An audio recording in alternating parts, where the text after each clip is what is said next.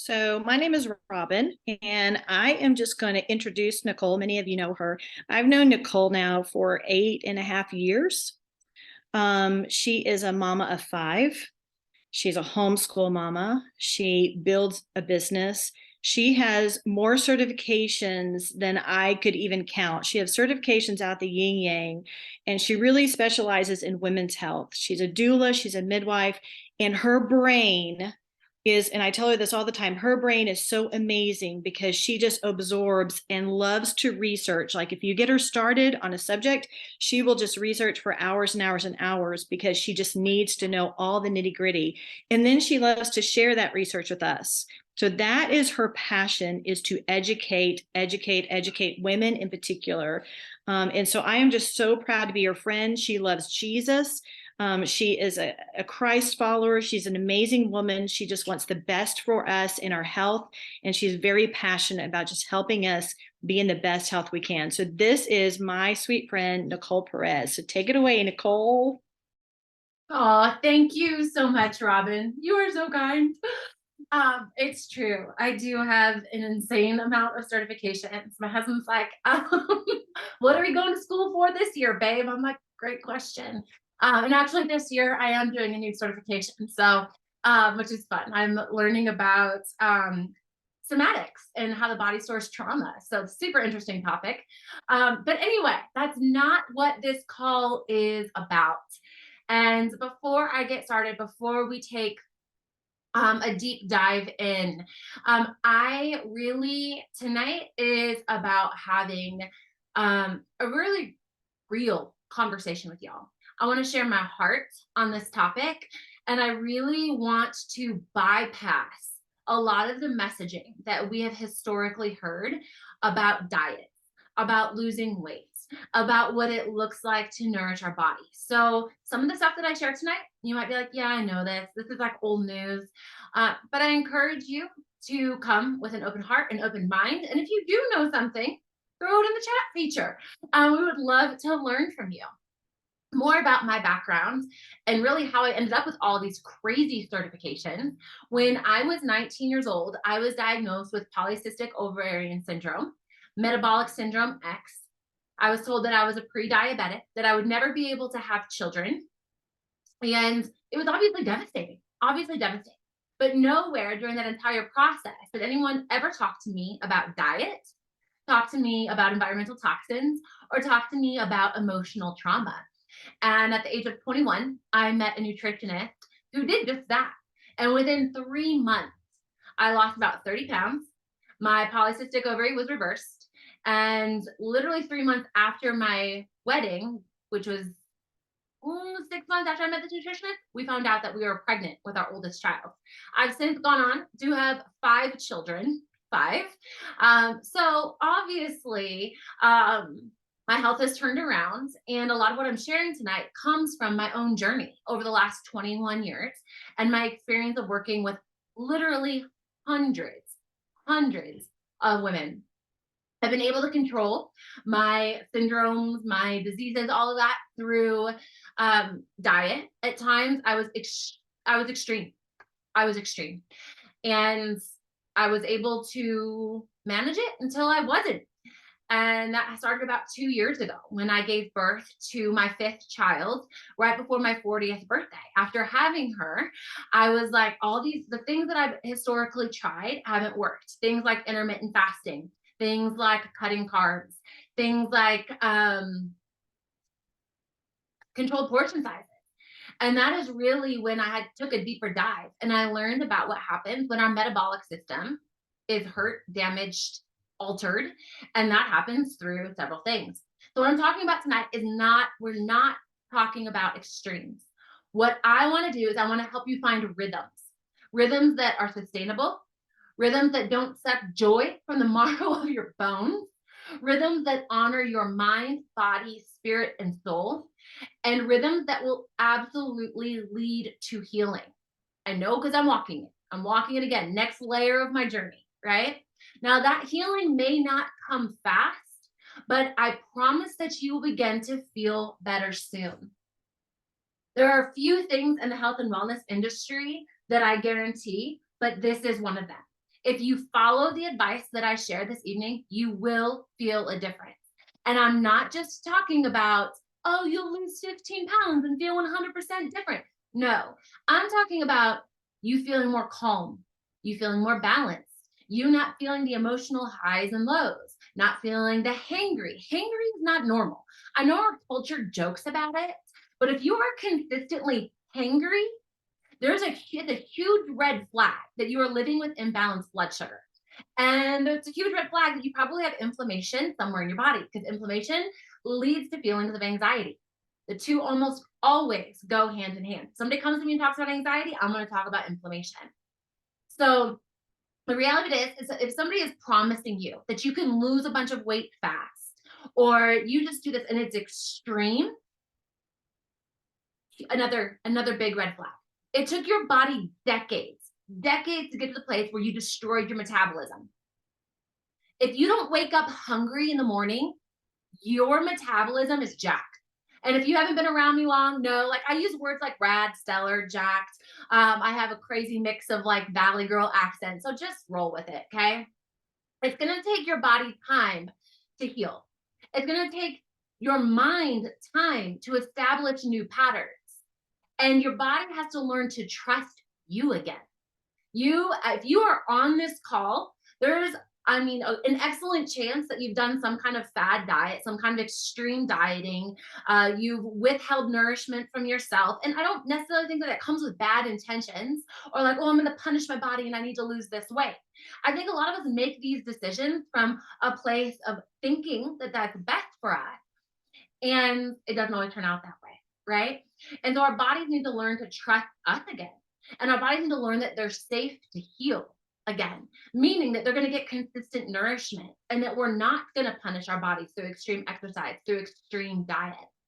So let's talk about how we get into this state of holding on to weight, how we get into the state of inflammation, and how we end up with destroyed or damaged metabolisms. You've been around me again, you know that I will always talk about there being 3 root causes of all diseases on planet Earth. And so that's exactly where we're headed right now. The first way that we destroy our metabolisms is through radical dieting, which means malnourishment. Diet culture has told us that carbs were good in the 1980s and that fat is bad. And then we were told that carbs are bad and protein is good. And then we were told that protein is bad and fat is good, all within the last 15 years, right? Like, if y'all know exactly what I'm talking about, either raise your hand on Zoom or drop a yes, Nicole, yes, over in the chat feature. It is confusing as all get out. But here's the truth. God made consumable plants, and he called them all good. God didn't curse the apple and the orange tree because of their carbs, or an avocado tree because of its fat. We have all been on this roller coaster. And at some point, all of this craziness caused us to stop listening to our God-given instincts. And we can no longer tell what our bodies actually need. So we get in this cycle of avoiding foods or eating our emotions to avoid feeling. And we create this yo-yo cycle that destroys our metabolism, because our bodies never really know what they're going to get. And we start excluding macronutrients. Macronutrients being proteins, fats, or carbohydrates, right? But our bodies were intended to have all 3. When we do this, like I said, it leads to malnourishment. We end up depleting building blocks, vitamins, nutrients that our bodies desperately need. Another thing that completely destroys our metabolism is our toxic environments and emotions. And this one may surprise you, but this is our first really deep dive. So environmental toxins affect our metabolism in a variety of ways, including affecting hormones that regulate our appetite and our metabolism, which then increases inflammation in the body and disrupts the absorption and the metabolism of nutrients. And these environmental toxins have been found to interfere with our natural detoxification pathways. And when our bodies cannot detox, we end up with this accumulation of toxins within our cells and organs, which then keeps our body from getting rid of utilizing the nutrients and the hormones. So it's this cycle that goes around and around and around. And when our bodies can't get rid of toxins and can't absorb nutrients, they hold on to inflammation, and then our metabolism slows down because they don't want to metabolize. Our bodies don't want to metabolize all of these toxins. So it has to slow down because literally all these alarms are going off in our body. I briefly touched on emotions and how we can eat our emotions, or when we get really stressed out, some of us don't eat. So our bodies will then begin to register stress with a flood of foods that are inflammatory, like sugar, right? Or excessive white carbs, processed foods, or it begins to connect stress with starvation. And our bodies, our metabolisms will slow down or literally be crushed, demolished because of that. Stress also interferes with the healthy metabolism by curbing the appetite overeating, which we know. When the body is in a chronic state of stress, the body excretes extremely high levels of cortisol, which begins to break down muscle mass and then store fat. High levels of cortisol also disrupt the normal digestive processes, which includes insulin levels, and it makes it really, really, really difficult for our body to burn our stored fat for energy. Additionally, an overly stressed body might have a hard time, obviously, with making healthy food choices and with exercising. That cortisol is also our fight or flight response. And again, a lot of you guys know these things, but maybe not in how it relates to our metabolism. The really interesting thing about cortisol is its connection with blood sugar. So cortisol and blood sugar go hand in hand. When cortisol goes up, blood sugar goes up. And then it causes the pancreas to release insulin, and it ends up with this entire cycle all over again. So we end up with high insulin, and then our cortisol levels stay up. And so it's like we need both to come down at the same time, which this is also how stress causes inflammation.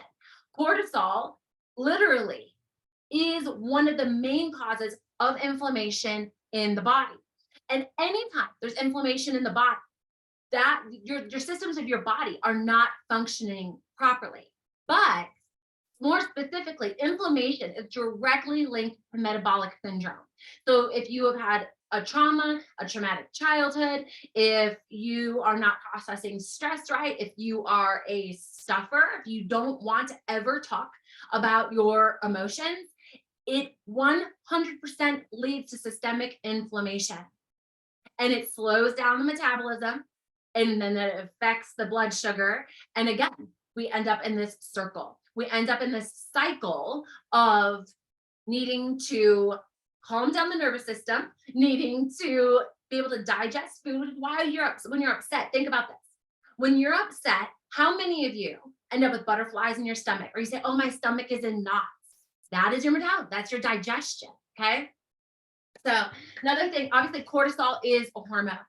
And so when our cortisol is off, it causes this whole other cascade effect of hormones being imbalanced.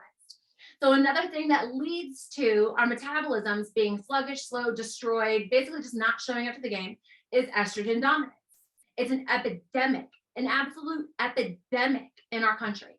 And in fact, when I look at the labs of most women that I work with, almost all of them have insanely high estrogen and non-existent progesterone. Estrogen, high levels of estrogen cause insulin resistance, metabolic syndrome, and obesity. High levels of estrogen also lead to type 2 diabetes, cardiovascular disease, and breast cancer. So we end up with these high levels of estrogen, which is why women who are postmenopausal end up with a slower metabolism. Almost every woman who is postmenopausal says, man, I used to be able to cut back a little bit on portion sizes, or I used to be able to do X, Y, and Z, and now I no longer can and lose the weight. Like I'm just not seeing the same results. And like I said, when estrogen is high, progesterone tends to be low. And progesterone deficiency also absolutely leads to metabolic imbalances. So young women with PCOS or women with endometriosis, both are inflammatory conditions, both have to do with progesterone levels, and they both affect the metabolism. They all lead to diabetes. Like it's a precursor to diabetes, no matter what. Why? Because of that connection with the blood sugar. Again, blood sugar, cortisol, hormone. Okay, I'm going to kind of hit that home. Keep hitting it home. Okay, so kind of laid the framework, hopefully, for how all of these things are interconnected. But now I want to talk about lifestyle tips. And when I am talking with people, the last thing that I want to do is throw 10 lifestyle changes, a ton of dietary changes at them. I'm the person like, let's tackle the most important thing first, the thing that tends to have a ripple effect in every area of our life. So you might be like, wow, she's talking about metabolism. And now we are going to dive into sleep. Absolutely. So the very first thing, that is absolutely crucial in helping to heal your metabolism is making sure you are getting quality sleep. I'm going to explain why. Okay. So when we are getting a good solid 7 to 8 hours of sleep, it has way more effects than just our mood or us being groggy. Studies have consistently shown that excellent sleep leads to better metabolic rates. It increases our hunger hormones. Sorry, good sleep decreases our hunger hormones. Backing that train up. And it also helps reduce our blood glucose levels. So when we are not getting good sleep, we have that imbalanced blood sugar again. We have slower metabolic rates. We have our hunger cues end up all over the place. And so establishing an excellent sleep routine is truly one of the best things that you can do for your metabolism. So a few tips for that one are avoiding, a lot of these you guys know, again, stimulants such as caffeine near bedtime, getting rid of our phones, blue light. Absolutely. That, like the pituitary glands, the hypothalamus, all help regulate our hormones, help regulate our hunger hormones, help regulate all systems of our body. So that's huge. Really establishing a bedtime routine, saying an hour before I go to bed, I will not have a screen in front of my face. I'm going to take a warm bath. I'm going to read a book. All directly like connects to our metabolism and healing the metabolism. Maybe not the first week, maybe not the second week. Again, these are not things you're going to drop 15 pounds in the next 3 weeks by making sure that you're sleeping well, okay? But we're talking about actually setting your body up to get into a place of rest and digest, bringing those hormone levels down and letting the metabolism heal. Okay. Another thing, poor sleep directly interferes with the body's natural fat burning process. So the body at night while you sleep is doing so many things. It's detoxing, it's repairing cells, it's literally helping to heal your brain. And when we do not have good sleep, the body will not go into those functions, will not go into those things. So it's not pulling from the fat stores in order to function, in order to make it throughout the night. So another important thing. Okay, so if you can change your sleep routine and let that lead into your morning routine. One of the top things that I do, yes, I have like my supplements, I have my drinks, I have the things that I love, but every morning, no matter what, first thing, I start my morning with a glass of warm lemon water. Warm lemon water kicks your metabolism into high gear. It helps flush toxins out of your body and it stimulates the metabolism. Another thing that it does is it's a really rich source of vitamin C, which helps to reduce inflammation. Okay. So every single morning, starting your day out with that lemon juice, kickstarting the metabolism, saying, hey, we're up. Another thing. And some of y'all would be like, I knew she was going to go there. I'm going there, y'all. Exercise. Even if it's just 10 minutes, walking outside, moving your body, even if you walk in place as you're like standing in your kitchen or whatever, 10 minutes of moving your body has statistically shown that it will help get your metabolism up and going because your brain is saying we're moving. We have, and like we need energy. We have energy. It is energy moving throughout the body, so it begins to stimulate the metabolism. This can even be faster stretching, like so, like arms up and down, doing some kind of yoga if that's your thing. Like stretching at a pace, at a pretty decent pace, will do have the same effect. Okay, another big thing. If you know, I mean, if you know that you know that you know that your metabolism is just completely screwed up, I highly, highly, highly, highly recommend a multivitamin. Because for those of you that know me, know that this is not my first thing that I typically recommend. But I'm going to start there because a lot of people listening, like this is like metabolism 101. Okay. A lot of people watching, a lot of people listening, aren't going to dive in and have a very diverse breakfast. So if you don't know what to eat for breakfast, if you're like, I need to make changes, I need to go slow, or I get overwhelmed, then a multivitamin is a huge place to start for a damaged metabolism. The reason being is it provides the essential nutrients and vitamins to your body with something small in your stomach. So your body takes a breath. Your body says, it's okay. We're safe. We're going to get what we need. We don't need to cling on to every calorie, or we don't need to stress, or we don't need to freak out that we're not going to get more, because we're getting the vitamins like A, B, C, D, which are particularly important for metabolism and energy production. Minerals are also crucial for how your body metabolizes energy from the food that you consume. Okay, so I'm going to roll that multivitamin right into eating a healthy breakfast, because I have never been a breakfast eater until literally like 3 months ago. I'll never forget, like the third morning in a row, I woke up and I told my husband, I'm hungry. And he was shocked. I have always been the person that like I can get up, drink my lemon water, drink my coffee, and I can go until noon and not eat breakfast. That is insanely unhealthy. Like it is so unhealthy, and it's a sign of a sluggish metabolism. It's a sign that there's hormones like just whacked out throughout your body, right? And so when I realized that I was hungry, I was like, this is huge. This is gigantic because my metabolism is starting to heal.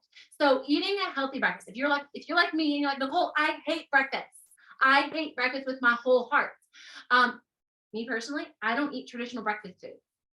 I am the weirdo that is totally okay eating like a salad with some protein first thing in the morning.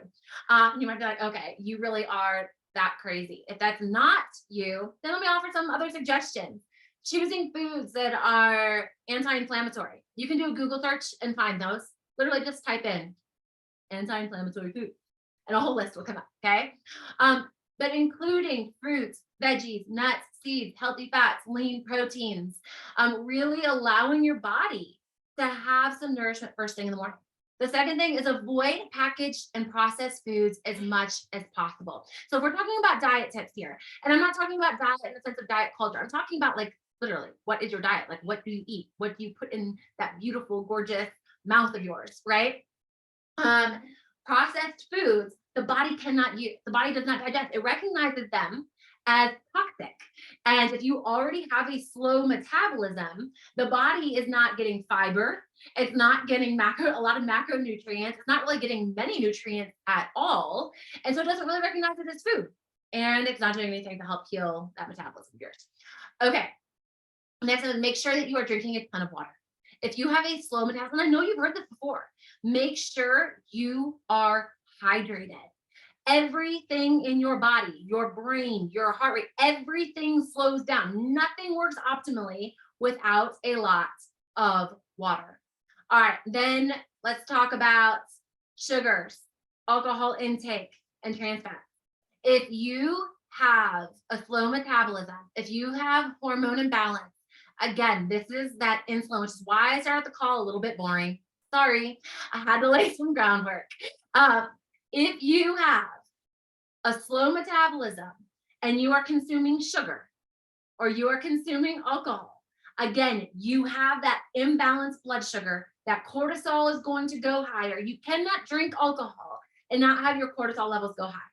Same thing goes with sugar. When that insulin spikes, that your cortisol is like, whoa, right? And you have this imbalance in the with your metabolism, and your metabolism will slow down, which, yeah, I could go on. I could totally break away here and go on and on and on and on. But I'm not going to. Okay. This next one. So you may push back on me for this one. Eat frequently. If you wake up in the morning and you are not hungry, if you can naturally go all day long and not really eat food, and that was me for a long time. Like, I was fine. I did intermittent fasting, and eating one meal a day was easy peasy for me, which is not normal. And so then I began to stretch it to 48 hours. I'm like, oh, well, I'm going to reduce this inflammation. And then I could go 72 hours, and then I could go 96 hours without eating. If you have adrenal dysfunction, if you have Hashimoto's, if you have high cortisol levels, if you have recently gone through trauma, if you have imbalance, if you have abnormal periods, if you are still a menstruating woman, you need to look long and hard at intermittent fasting. Look long and hard. There has not been a lot of research done for women who are still menstruating on intermittent fasting. If you are postmenopausal, a lot of women do well postmenopausal doing intermittent fasting, but I don't recommend it if you already have a damaged metabolism. And if you're going to ignore me, because I probably would have ignored me a few years ago as well, just full disclosure, I would have ignored me, okay? Please don't skip a meal. Please do not skip a meal. So this might look like eating breakfast at 9, lunch at 1, dinner at 5, and then calling it. But you need to make sure that you are eating a well-balanced menu. This means carbs, fats, and protein. And again, you're talking to someone who, for a season, our family did the GAP side. If you have no clue what the GAP side is, it is probably the most intense thing that I've ever done, peel the lining of our kids' gut. And it's extremely strict, and there aren't a lot of carbohydrates.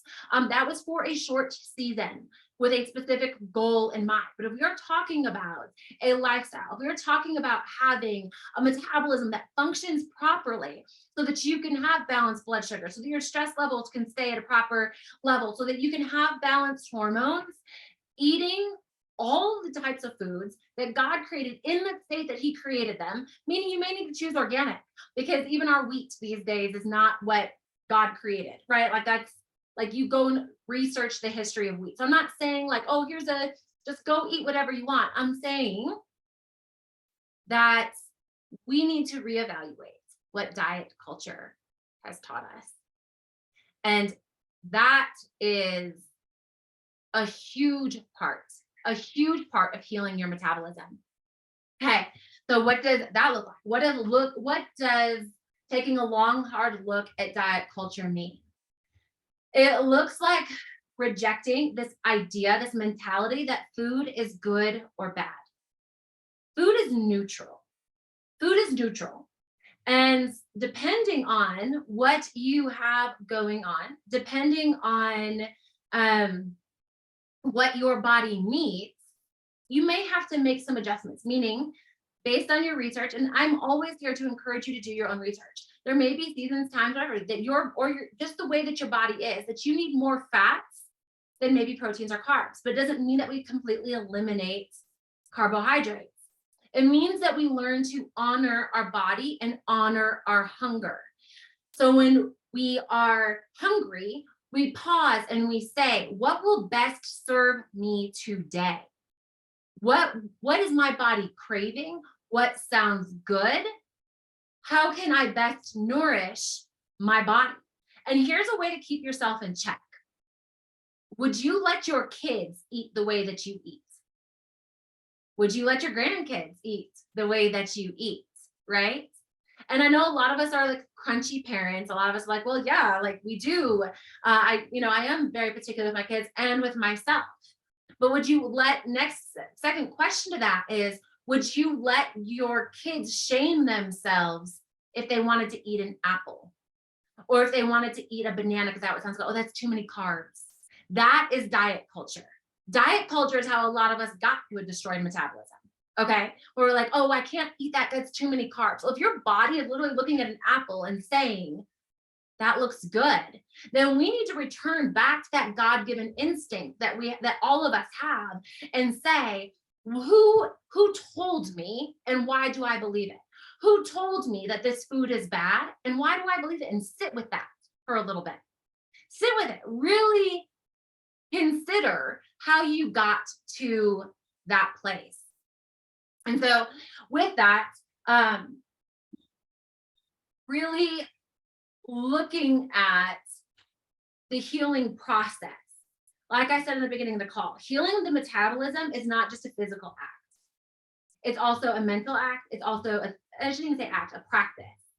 It's a mental practice, it's an emotional practice, and it's a spiritual practice.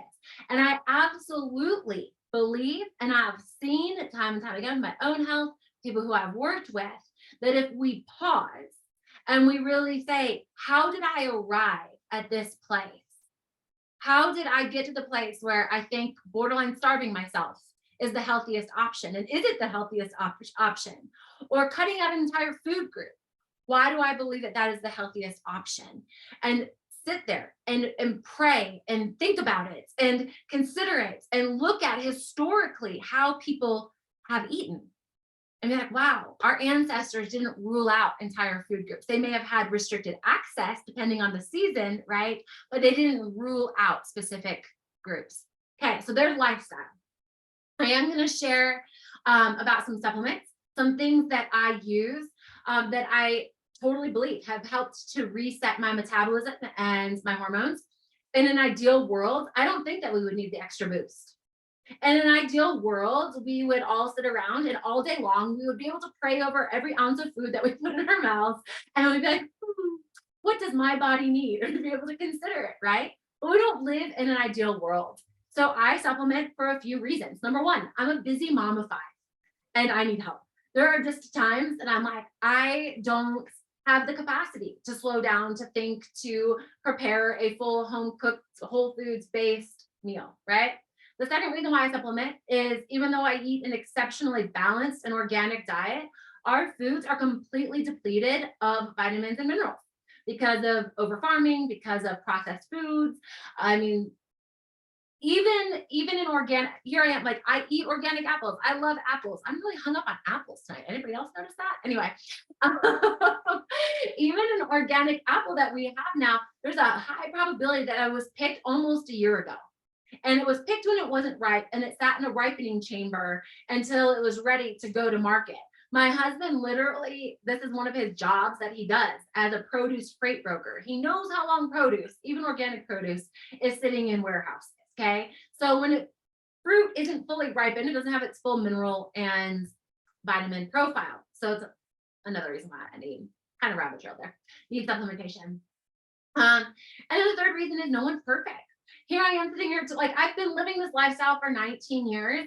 I'm gonna tell y'all what, when I drive an hour south to like our closest big town, and there's a Chick-fil-A there. Yep, mama's gonna sometimes get Chick-fil-A, okay? And just keeping it so real. No one is perfect. And even if we live a perfect lifestyle, health ailments come with the territory because we live in a broken and fallen world. So here are some of the things that I know that I believe have made the biggest difference for myself, for other people. I already talked about a multivitamin, and I need to be very specific about a multivitamin here. If you are going to take a multivitamin, please, for the love of all that is good, right, and amazing in this world, make sure that you are not taking a synthetic vitamin. Your multivitamin should be one of the pricier things that you purchase in your cabinet. The reason being is because it's pricey to make a whole foods based multivitamin. So why not synthetics? When you consume a synthetic vitamin, it depletes the body of vitamins and minerals because the body does not recognize a synthetic as a food source. So it has to pull from other areas in the body in order to utilize that vitamin, which when that happens and those deficiencies occur and we're not getting the adequate nutrition that we get, our metabolism has to slow down. Our metabolism will always slow down for other systems of our body, for our endocrine system, for our immune system, because our bodies, like, we don't have to consistently be digesting food in order to survive, which is why we can have so much fecal matter in our colons. Y'all haven't gone down that rabbit hole. I'm just kind of like sharing from my heart, y'all. Anyway, our bodies will slow down in order for other systems of the body. So taking synthetic vitamins, taking even a lot of pharmaceuticals, absolutely slow down the metabolism. So that's something to be very, very, very, very mindful of. If you are on pharmaceuticals, almost all pharmaceuticals will deplete the body of vitamins and minerals. So you need a multivitamin if you are on a pharmaceutical, because again, it's a synthetic and it's going to pull vitamins and minerals, which is where we end up with side effects. Okay. Another, and this is like the key, I really believe, like if I only had money for one thing and I was really looking to heal my metabolism, I would absolutely choose Ace Mannan. Absolutely choose Ace Mannan. I'm going to go ahead and drop some links, or a link over in the chat feature. That's a great question, Janice. So I probably should have answered that. The multivitamin that I really, really, really, really love, aloe vera makes a phenomenal multivitamin. Whole food source, they use organics.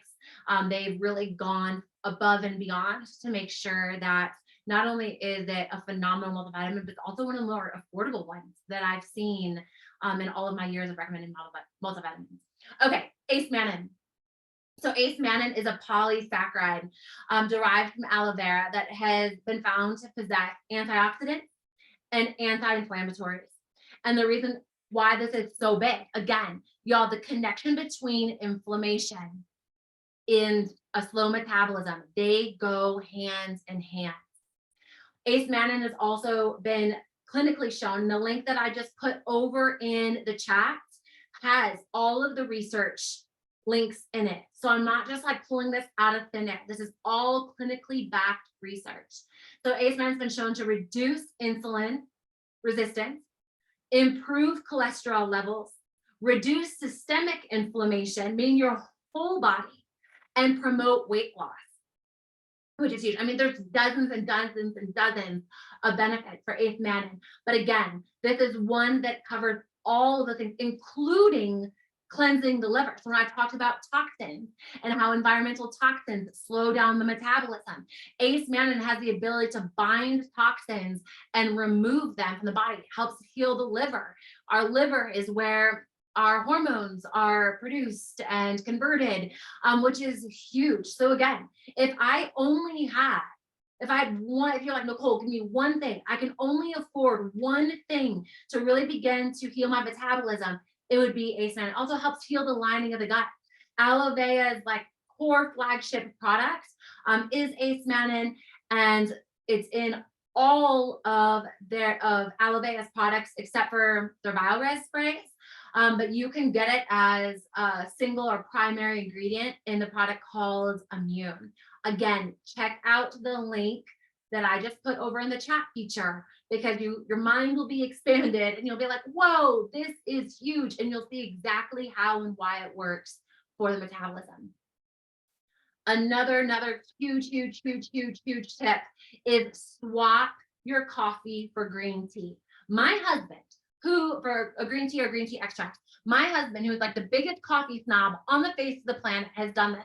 My husband lost 24 pounds since September, and he was already exceptionally fit. He's an athlete. He's a competitive mountain biker.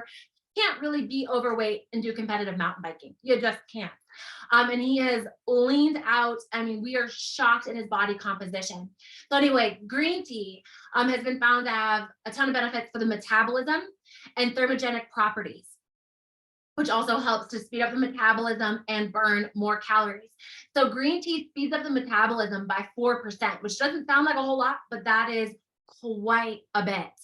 And when you combine green tea with choline is huge. There's a ton of clinical studies on choline, the metabolism and balancing blood sugar, with Ace Mannan, which I already shared about, and B vitamins. You get this B vitamins It's another, like when you have a solid B complex, your metabolism, your energy levels, your fat conversion, all of it begin to work together. Same thing with choline. So anyway, aloe vera has a drink called Focus, and it's green tea extract, choline, eighth mannan, some amino acids, and B vitamins. And so I drink my lemon water first thing in the morning, and then I have this Focus. And not only is it amazing for my brain, I know there's several of you on here who love your Focus as well, but I noticed that my blood sugar stays insanely stable throughout the morning, throughout the afternoon. I don't have the highs and the lows. And it's because of the function of the different ingredients in Focus. All right, and then there's ashwagandha. Ashwagandha is one of the most well-known herbs that help combat metabolic syndrome. So in all of my years of researching PCOS, ashwagandha consistently comes up because of the cortisol, blood sugar, hormone, metabolism combination. Studies have consistently shown that ashwagandha helps control blood sugar, helps reduce abdominal fat, and helps lower blood pressure. Consistently shown. Also helps to reduce inflammatory markers, which are also involved with a metabolic syndrome. Here's another little side note. Anytime you hear syndrome, let that be a red flag that it's not a specific diagnosis. It's an umbrella, meaning doctors don't really know how syndromes work. There are a lot of things that come up underneath the umbrella, and they need to call it something. And so when you hear syndrome, that's always your cue to dig deeper. What is the root cause? So like PCOS, diabetes type 2, ADHD, almost all of them are connected to inflammation and imbalanced blood sugar, which gut issues, that all kind of plays hand in hand. Okay. So back to ashwagandha. Ashwagandha is also powerfully reduces cortisol, which again affects the metabolism. And aloe vera has a patented ashwagandha drink called Fix that also has the eighth mannan in it. And I drink Fix every night. I mean, I'm drinking it now. I have carbonated water and some basil in mine right now. I see other people like holding theirs up as well. Hey, Christy, I saw you. It is absolutely amazing. If you are someone who wakes up, if you have restless sleep, if you are tossing and turning all night long, there is a good chance that's your blood sugar. There's also a great chance that your metabolism is completely jacked up. So that is a huge cue. That's a huge clue that something is going on with your metabolism and your blood sugar if you are struggling with sleep. So remember earlier when I was like, hey, lifestyle tips, my husband and I are religious about our nighttime routine. Our nighttime routine, we protect with everything in us because we have seen such a dramatic difference in our overall health. And Fix is a huge part of what that looks like. So, okay. Then another thing, if you know that your hormones are out of whack and you are really like you're postmenopausal or you have PCOS, getting your progesterone balanced is a non-negotiable. Non-negotiable. If you were on my call where I talked about the Th1, Th2 immune response, talked about inflammation, one of the huge signs of progesterone being out of whack is also inflammation, and progesterone helps bring that down. And that's exactly what a product called Balance does. So Balance, its primary ingredient is something called diastenin. Diastenin is an exceptionally concentrated form of wild yam, highest concentration on the market. And it affects the metabolism by increasing the body's ability to burn fat and increase the production of the human growth hormone. It's also been found to decrease cholesterol and reduce the risk of heart disease. So, okay. And then the last thing, if you are someone who really struggles with knowing what to eat, how to eat, this is like my final parting lifestyle tip for you. Be gracious with yourself. Start with one meal. Literally trying to flip your entire diet and trying to say, okay, I'm going to eat this way and I'm going to only have, organic foods or whatever for every meal of the day is incredibly overwhelming. incredibly overwhelming. Start with one meal. I highly recommend breakfast, like I've already talked about.